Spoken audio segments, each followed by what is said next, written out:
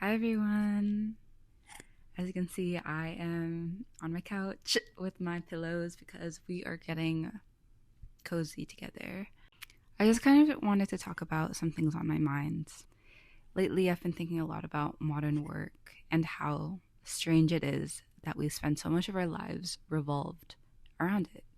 We spend most of our time working, preparing to work, or recovering from work, and yet so much of us feel completely disconnected from what we do. I don't know. I guess I just kind of wanted to talk about that. So grab a mug of tea, hot chocolate, or milk, or water, whatever you want, and let's get started.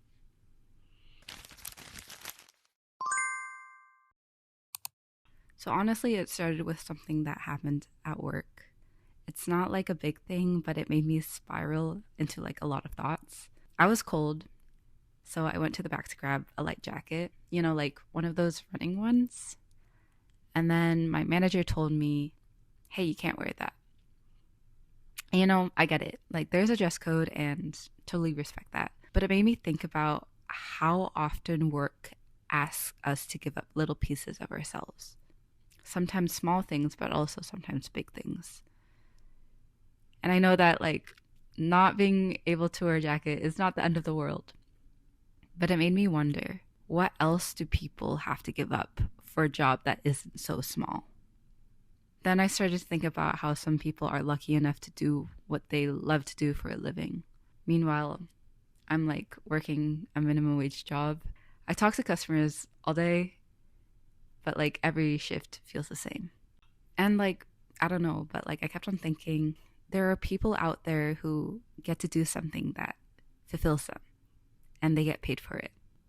I don't know why, but like Madison Beer popped up in my head.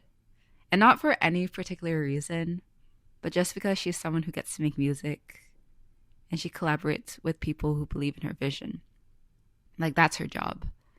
And I think that's where so many people wish they could be. But the reality is, most people never get that chance. I think most of us put up with things we never tolerate if money weren't involved. And it kind of made me think about like this one conversation that I had with someone who said, like, work is work. I go into the office. Sometimes there's not much to do. I have to do it to pay my bills. And I don't know, that just stuck with me because we've built a world where that's normal, where doing something that drains us is just expected. It made me realize that we've basically learned to play mental gymnastics with ourselves, how we trick ourselves into enduring things that our instincts tell us are wrong, all because survival demands it. Like back in the day when we were hunters and gatherers, if we were hungry, we hunted for food. Our actions made sense, they were directly tied to our survival. But today, we spend our lives doing things that don't fulfill us at all. And we justify it with a reward that is completely separate from that action. And that reward is money. We've had to invent artificial motivators just to keep ourselves doing things that don't align with who we really are. And I know that's not like a profound thought, but when you really sit with it, it's kind of wild how much we can trick ourselves into doing things for money. Like, you can't trick your body into feeling hungry, but you can trick yourself into tolerating abuse, into accepting disrespect, into losing excitement and joy, all because your livelihood depends on it. And that's kind of messed up. Maybe I'm a little bit sheltered, but it genuinely breaks my heart that so many people have to trade their creativity, their dignity, their joy just to survive. And yeah, like I understand that's how society functions. And like I know like if we didn't pay people to do certain jobs, no one would do them. But I still think what a sad way to live. And I just want to clarify like I am so grateful for my job. especially with how bad the job market is right now. But isn't it kind of sad that I am grateful for a job that doesn't fulfill me? Like, I know people who have been applying every day for months, even a year, and they still can't get anything. So, again, I am so grateful. But I think it shows how far things have fallen. Like, we're pining for minimum wage jobs that 30 years ago, teenagers were the ones getting.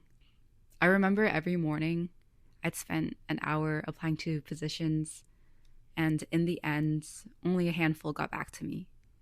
And the ones that did were all minimum wage, entry level jobs that honestly anyone could do. I don't know. I just think it's kind of unfair how people work so hard for so many years. Like, they're studying and getting degrees only to realize that the fields they studied in won't hire them. And they end up fighting for minimum wage jobs that they can't even get. Like, how crazy is that? I just think it's so unjust and heartbreaking. Honestly, probably no one's going to watch this. But I just wanted to be real with you guys because not everything is happy or aesthetic. There are real things happening in the world, and I think it's important not to ignore them.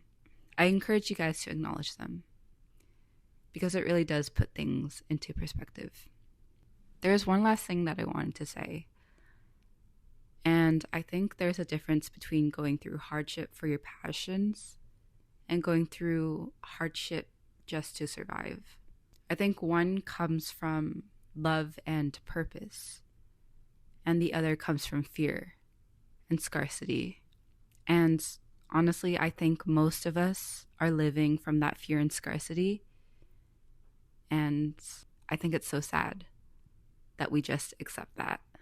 On top of that, it's so unfortunate how expensive the world has become. Like, we can't even afford to take a day off anymore. Not when we're sick or in pain or completely burnt out. I remember being on my period at work, debating whether or not I should leave because of the money I'd be missing out on. Regardless of whether I was feeling extremely faint and lightheaded, I could not afford to leave work because I had things to pay for things I needed in order to survive. And in hindsight, we do have it a lot better than people back then. But in saying that, it doesn't distract from the fact that there are still issues. Honestly, I didn't really mean for this to get that deep. I just wanted to rant about how sad it is that we live in a world where we have to tolerate discomfort, disrespect, sometimes even abuse, just to survive. But honestly, I just want more of my struggle to come from that love and fulfillment rather than fear. I don't know if I explained myself too well, but yeah, those are my 2 cents. I hope this resonates with someone out there, or it helps someone, or it makes you think. But anyways, I'll let you go and I'll see you next time. Okay.